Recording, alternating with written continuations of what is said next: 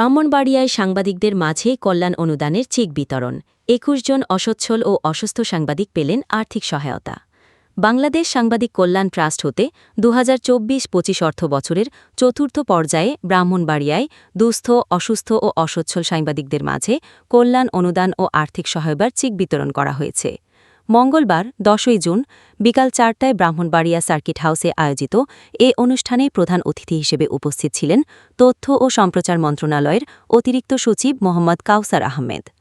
অনুষ্ঠানে সভাপতিত্ব করেন স্থানীয় সরকার শাখার সহকারী কমিশনার প্রিন্স সরকার।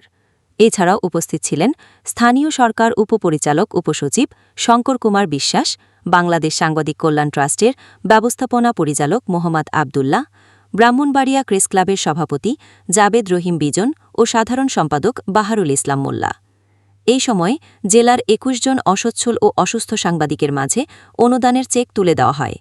অনুষ্ঠানে বক্তারা বলেন, সাংবাদিকদের পেশাগত জীবনে নানা প্রতিকূলতার মধ্য দিয়ে কাজ করতে হয়। সরকার তাদের কল্যাণে এ ধরনের সহায়তা প্রদান করছে, যা একটি ইতিবাচক উদ্যোগ। অনুষ্ঠান শেষে উপকারভোগীরা এই সহায়তার জন্য সংশ্লিষ্ট কর্তৃপক্ষের প্রতি কৃতজ্ঞতা প্রকাশ করেন।